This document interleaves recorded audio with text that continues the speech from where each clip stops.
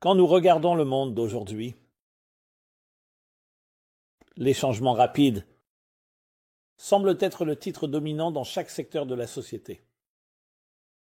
La technologie, les changements que nous avons traversés, les différents bouleversements, maintenant l'IA, et toutes les opportunités qu'elle ouvrira. Sur la scène politique, la récente élection aux États-Unis du président Trump, de nombreux rebondissements inattendus et surprenants. Vous regardez le monde autour de vous, nous voyons des guerres se dérouler au Moyen-Orient et en Ukraine. Et encore une fois, personne ne sait où cela mène. Beaucoup de volatilité. Non pas pour diminuer ou minimiser les grandes bénédictions que nous vivons, mais il y a beaucoup de changements. Chaque fois que vous voyez de tels bouleversements, surtout des imprévus, donc si quelqu'un vous demandait, pouvez-vous prédire ce qui sera demain? Que sera l'année prochaine dans 2 ans? Aurons-nous des voitures autonomes? L'IA remplacera-t-elle beaucoup des activités vitales que nous faisons aujourd'hui? La vie sera-t-elle meilleure ou pire? Très peu de gens peuvent vraiment faire une prédiction précise. Alors, que cela nous dit-il quand il y a tant d'inconnus et d'incertitudes? Eh bien, la première chose que cela nous dit, c'est que le monde est en mouvement. Et oui, nous vivons un passage d'un conte cétane à un autre. Cela s'appelle un changement de paradigme. Parfois, vous le voyez dans l'histoire, vous savez quand il y a des événements vraiment dramatiques qui se produisent. Donc, il est évident que quelque chose se passe. La Seconde Guerre mondiale en serait un exemple. La Première Guerre mondiale en serait un exemple. La Révolution russe, parfois vous ne le voyez pas dans un événement immédiat, vous le voyez dans l'accumulation de nombreux événements. Depuis le tournant du millénaire, c'est-à-dire lorsque nous sommes entrés dans le XXIe siècle, il y a 24 ans, presque 25 ans, j'ai parlé dans mes cours et mes programmes d'un changement qui devenait assez évident. Nous savons tous, bien sûr, que ce soit en 1994 ou à peu près à cette époque, quand Internet est devenu grand public. Je veux dire, il existait et il s'est développé, mais quand il est vraiment devenu des sites web, email, et cela a conduit à toute une série de développements avec les moteurs de recherche, finalement, Google, YouTube, Amazon, et les grands monstres. Aujourd'hui, ce qu'ils appellent les 4 cavaliers, ou peu importe comment vous voulez les appeler, Apple, Amazon, Facebook, Microsoft, Google. Aujourd'hui, ils ont des noms différents, Alphabet, et d'autres noms là-bas, tous dans le domaine de la technologie. L'iPhone, le smartphone, a changé la vie.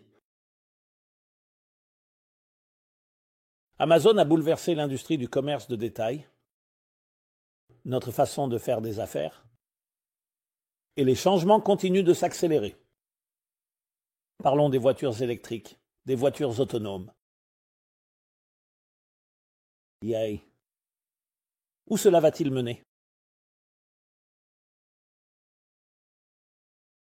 Ce qui est intéressant, c'est que chaque fois qu'il y a des changements, il y a toujours un affrontement entre l'ancien ordre mondial et le nouveau qui émerge. Souvent, l'affrontement est commercial, un affrontement autour de l'argent. Qui va contrôler les cordons de la bourse?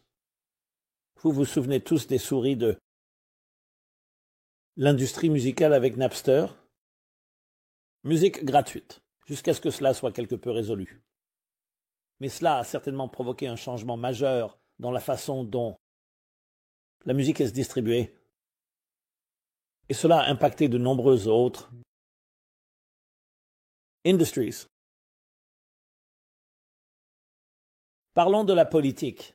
Il ne fait aucun doute qu'il y a des changements en cours. Le Moyen-Orient avec les accords d'Abraham. Il y a plusieurs années, un nouveau tournant a eu lieu, un accord de paix entre Israël et ses ennemis de longue date. Maintenant, depuis le 7 octobre,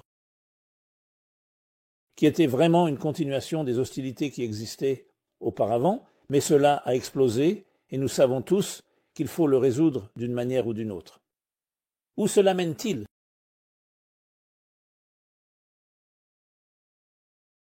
Ce qui est intéressant à propos de tous ces changements différents, c'est avons-nous changé ? Nous avons toujours besoin d'amour. Les enfants ont besoin d'être nourris et validés. Nous cherchons tous un but d'une manière ou d'une autre dans la vie. Nous voulons le bonheur. Il y a des valeurs, il y a des éléments dans la vie qui ne changent jamais.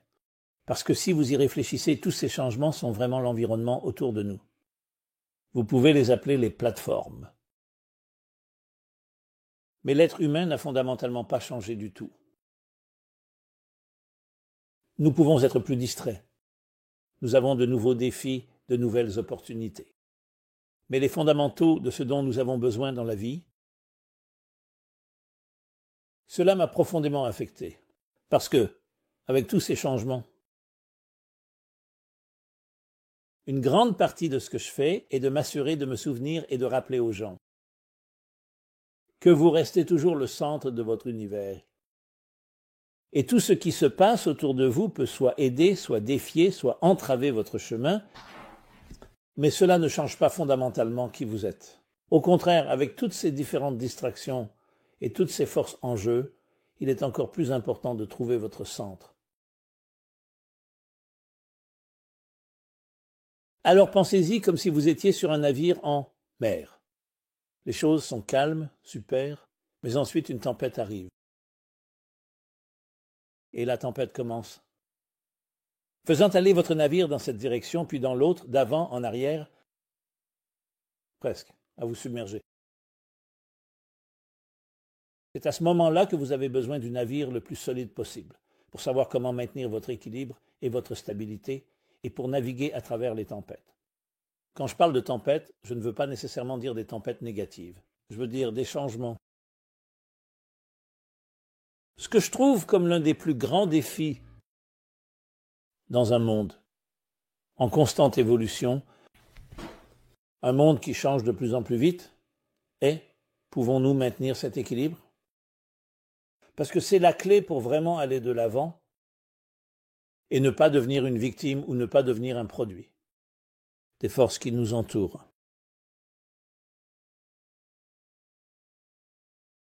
Mais les changements eux-mêmes ne reflètent un changement dans l'existence, un changement dans le monde. Quand je parle de changement, je ne veux pas dire seulement à un niveau superficiel. Ce n'est pas seulement la façon dont nous faisons des affaires, c'est la façon dont nous nous voyons et le monde qui nous entoure. Prenons un exemple très récent, le XXe siècle. Nous allons remonter 100 ans en arrière. Nous sommes maintenant sur le point d'entrer dans l'année 2025, à la fin de 2024. Revenons à 1924-1925, juste pour utiliser un chiffre rond, un siècle. Nous étions donc à ce moment-là, juste après la Première Guerre mondiale, sans vraiment savoir ce qui allait suivre, ce qui serait, comparé à la Première Guerre mondiale, un véritable tremblement de terre. Je ne veux même pas utiliser ce mot, encore plus cataclysmique, la Seconde Guerre mondiale. C'est là où nous étions. Il y avait donc une accalmie à l'époque. Nous parlons aussi de la période proche de la Grande Dépression. Mais en regardant en arrière, nous voyons clairement cette partie du siècle, surtout la première moitié du XXe siècle, avec la Révolution russe, et ensuite la Première Guerre mondiale, la Seconde Guerre mondiale. C'était un changement de paradigme énorme. Tout d'abord, la destruction qu'il a apportée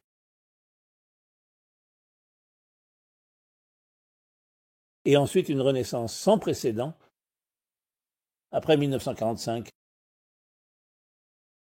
qui continue de nous impacter jusqu'à aujourd'hui. Il n'y a pas eu d'autre guerre majeure de cette envergure. Depuis lors, maintenant, je ne suggère en aucun cas, Dieu m'en garde, que nous allons traverser quelque chose de similaire. Mais vous apprenez de cela. Vous apprenez comment même quelque chose de si cataclysmique, si horrible, si atroce et tragique, où plus de 100 millions de personnes ont été tuées dans les 2 guerres mondiales, bien sûr l'Holocauste, pas seulement les chiffres, mais la pure, dans l'humanité, l'ampleur pure, la pure, incompréhensible, comportement.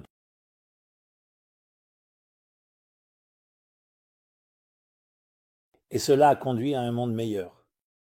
Il n'y a aucun doute là-dessus. Parfois, quand vous touchez le fond, cela vous ouvre. Donc, quand il y a des changements, il est sage de prendre du recul et de regarder pour voir un schéma. Comme je l'ai dit depuis l'année 2000, en commençant par le 11 septembre. Donc, même si pour beaucoup d'entre nous cela peut être un souvenir lointain, mais cela a quand même créé un changement. Une nouvelle vulnérabilité, une nouvelle prise de conscience de la façon dont l'extrémisme affecte nos vies. Juste pour donner un exemple, la sécurité dans les aéroports. Nous la prenons pour acquise et nous ne la remarquons même pas, peut-être. Cela ne vient pas de nulle part. Et d'autres choses qui ont affecté notre culture, mais surtout la technologie. D'une part, elle a créé une richesse incroyable, des opportunités incroyables, mais elle a aussi créé d'énormes défis. Les relations se sont-elles améliorées? Les abus se sont-ils aggravés? Parce que, souvenez-vous, l'être humain ne change pas. Des déchets en entrée, des déchets en sortie, c'est ce qu'il disait. Donc la technologie, tout ce qu'elle fait, c'est amplifier, magnifier ce que vous avez. Mais clairement, vous ne pouvez pas ignorer les effets sur la culture et la société. D'une certaine manière, on peut dire que ce qui a changé de façon spectaculaire, ce sont les événements de masse. Que ce soit la joie de masse ou l'hystérie de masse, tout est diffusé maintenant, rapidement, vite. Tout le monde sait tout sur tout le monde. Nous ne comprenons même pas les implications de tout cela. Oui, les nouvelles addictions qu'elle a créées, les addictions en ligne, les addictions aux écrans, le jeu. Parce que nous en sommes vraiment à ses débuts. La technologie, en ce sens, la technologie moderne, la technologie en ligne est vraiment à ses débuts. Mais encore une fois, quand vous reliez les points, vous connectez les points, c'est définitivement un signe de changement et de transformation.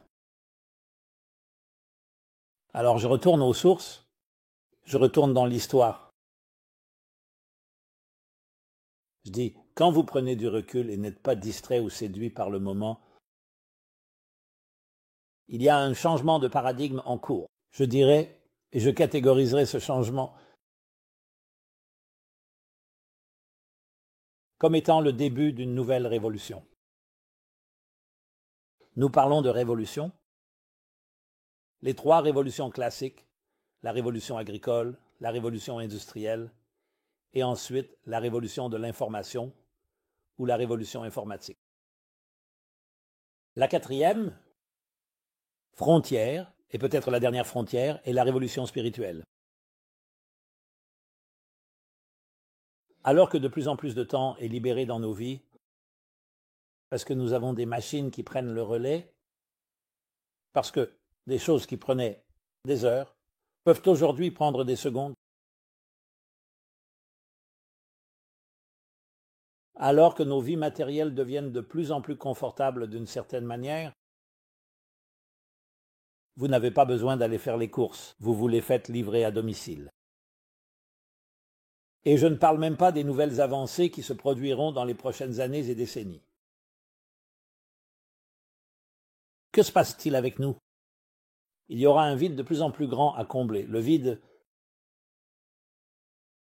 de but dans nos vies, de sens dans nos vies, ce que j'appelle la révolution spirituelle. Votre âme, parce que votre corps sera pris en charge. Vous n'aurez pas besoin de passer 9 heures par jour à transpirer sous le soleil pour ramener à la maison un boisseau de pommes de terre ou de riz et échanger le reste. Parlant de manière figurée, la même idée avec tant d'autres facteurs dans la vie. Et à l'intérieur de chacun de nous, il y a une faim et une soif profonde de sens, de transcendance. Cependant, quelle que soit la forme qu'elle prend, pour le dire peut-être en termes plus relationnels, pour les relations, pour les connexions, nous sommes fondamentalement des personnes connectées. 9 mois dans le ventre de notre mère, nous avons passé complètement connectés, nourris, protégés. Les fluides embryonnaires du ventre de notre mère. Dans notre petite enfance et même nos premières années, nous avons besoin de connexion. La connexion à travers nos parents, nos frères et sœurs, nos amis, la société. Mais les connexions ne se limitent pas à avoir des amis sur Facebook, une version artificielle ou superficielle, mais signifient une véritable connexion. Quelqu'un en qui vous pouvez avoir confiance, quelqu'un qui vous fait confiance. Les relations souffrent énormément. À cause de cette dissonance entre la croissance continue de la technologie et les connexions au niveau de la communication, c'est-à-dire les communications, la technologie, les communications technologiques et la disparité croissante des connexions personnelles. Je me souviens qu'au début d'Internet, il y avait une mode, appelée, je crois, Second Life, où vous pouvez littéralement créer une autre vie pour vous-même, avec une autre personnalité, avec tout un ensemble de variables. Ce n'est pas vous, mais vous vivez par procuration à travers cela. Combien de personnes vivent aujourd'hui par procuration à travers le sport? Et les équipes sportives et les héros à travers Hollywood, à travers Netflix, à travers le cinéma. Les médias. Et vous? Il n'y a aucun moyen d'éviter ce besoin. Il ne fait aucun doute que le taux le plus élevé, la croissance des addictions, vise à combler un vide. Les gens ont un vide dans leur vie. Et pour soulager une partie de l'anxiété et de cette angoisse existentielle, nous faisons tout ce qu'il faut. C'est là qu'il y a l'opportunité du véritable avenir. Une révolution spirituelle de sens, de but. Donc tous les facteurs, tout ce qui se passe aujourd'hui, toutes les perturbations et les changements mènent à cette nouvelle révolution. Comme c'est le cas avec toutes les choses, vous pouvez soit y résister, l'ignorer, en faire partie ou aider à le réaliser. La tendance habituelle est de simplement rester avec le statu quo. Le chemin de la moindre résistance est éviter tout jusqu'à ce que vous n'ayez pas le choix. Mais imaginez être en avance sur la courbe et être capable d'anticiper, être capable de reconnaître et dire « Hé, il y a quelque chose ici qui peut transformer ma vie ». Commencez à nourrir nos âmes encore plus que nous ne nourrissons nos corps. Et cela signifie nourrir votre âme par un comportement particulier, des actions particulières. Je l'appelle un spa spirituel. Immergez votre âme, SPA. Étude, prière, action. Conditionnement cognitif, émotionnel et comportemental. Pour amener votre esprit chaque jour dans un endroit plus spirituel, plus transcendant. C'est en lisant, en engageant une conversation. Participez à un nouveau cours qui stimule et défie votre esprit à penser de manière plus éthérée, d'une manière plus sublime. Le second est sur un plan émotionnel, une prière, un poème, une chanson, une interaction émotionnelle, pour faire travailler les muscles exercer vos muscles émotionnels, mais des émotions qui sont des émotions saines, pas la colère et l'amertume. Mais l'amour, la gentillesse, la gratitude, le partage et en chaleur. Attention. Et enfin, le conditionnement comportemental. Pour s'assurer que chaque jour, vous augmentez vos actes de bonté et de gentillesse. Que ce soit en donnant de la charité à quelqu'un, en aidant quelqu'un, en faisant du bénévolat. Que ce soit en partageant un mot gentil, en envoyant un beau texte ou un message sur les réseaux sociaux aux autres, en réconfortant d'autres âmes. Ce sont toutes des forces qui d'abord exercez et conditionnez votre propre âme et commencez à vivre une vie de l'intérieur vers l'extérieur au lieu de l'extérieur vers l'intérieur, c'est-à-dire au lieu de réagir à tout ce qui se passe autour de vous, soyez proactif de l'intérieur vers l'extérieur. Et, deuxièmement, cela apporte plus de lumière dans le monde qui vous entoure. Cela spiritualise le coin matériel de votre vie.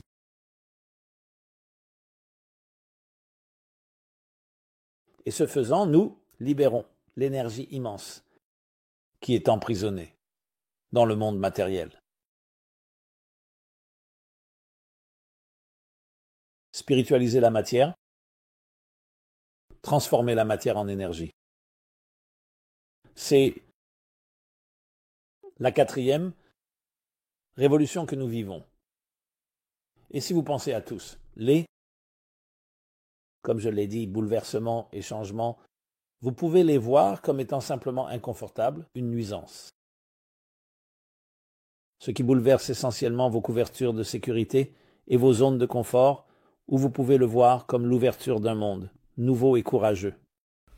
Je sais que j'utilise en fait la version apocalyptique de Huxley, mais je le veux dire de manière positive. Air frais, nouveaux horizons, une nouvelle façon de voir le monde de manière plus unifiée, ce qui est essentiellement, en fin de compte, la vision scientifique.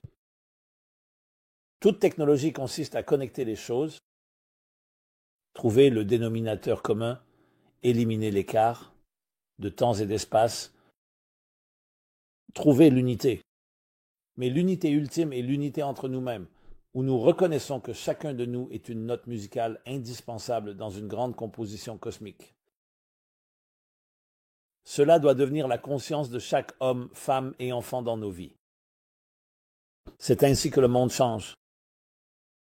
Tout le reste, ce sont les machines, les instruments, les outils. Vos outils ne vous définissent pas. Vous devriez définir vos outils. Vous devriez utiliser vos outils pour vous définir et vous exprimer. Comme je le souligne toujours, quelqu'un vous demande « Qui êtes-vous » Vous leur donnez vos cartes de visite. Ce n'est pas qui vous êtes, c'est ce que vous faites. Alors les gens diront « Eh bien, je le fais depuis si longtemps, ce que je fais est devenu qui je suis. » Non. Qui vous êtes devrait définir ce que vous faites. Le capitaine du navire devrait dire au navire où aller, pas l'inverse. Votre âme devrait guider et diriger votre corps, pas votre corps diriger votre âme. C'est le changement que nous devons opérer. Maintenant, dans le passé, cela n'était peut-être pas possible en raison d'être réellement submergé. Des responsabilités matérielles que nous avons. Donc, je comprends que nous sommes encore accros à l'argent et au pouvoir. Ainsi, en ce sens, c'est l'ancien paradigme. Cela nous contrôle encore. Alors maintenant, peut-être pouvez-vous en faire plus en moins de temps. Mais le véritable changement est de voir l'argent et le pouvoir simplement comme un moyen, pas une fin en soi. Oui, là où le pouvoir de l'amour est plus fort que l'amour du pouvoir. Je crois fermement que c'est exactement là où nous nous dirigeons.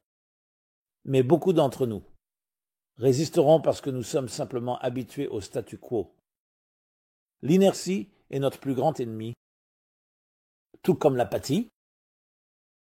Nous devons donc nous réveiller les uns les autres, et c'est précisément le but de cette conversation, reconnaître que les perturbations et les changements ne devrait pas simplement nous amener à devenir plus myopes et plus étroits d'esprit, où les gens se polarisent à cause des différences politiques de manière pathétique et tragique. Je ne veux même pas les énumérer. Mais pour s'élever et devenir une meilleure personne, je réalise que ces changements sont en fait censés être une opportunité d'apporter un nouvel ordre dans le monde. Et cela commence avec vous. Regardez les autres et dire bon, c'est sa faute, quand c'est sa faute, c'est la faute de celui-ci, de ce parti, de cet événement. Ce n'est pas la voix d'un leader. Vous regardez ce qui se passe, vous voyez ce que vous ne pouvez pas contrôler, leurs circonstances ne dépendent pas de vous, mais vous. Contrôlez comment vous naviguez, votre attitude, votre navire.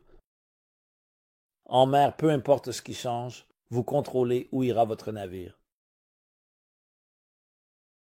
Nous devons donc unir nos forces, mettre nos têtes ensemble, nos cœurs et nos âmes ensemble, et trouver des moyens pour que nous puissions nous enseigner à nous-mêmes et à nos enfants, à nos familles, à nos amis et à nos collègues. Adoptez cette attitude, prendre le contrôle de votre vie, et vous commencez en chantant votre chanson, en reconnaissant votre vocation, votre mission. Il y a tant à dire, et j'en parlerai dans les cours et programmes à venir, et je vous invite, et j'invite cela à être une conversation. J'aimerais entendre vos retours et vos pensées.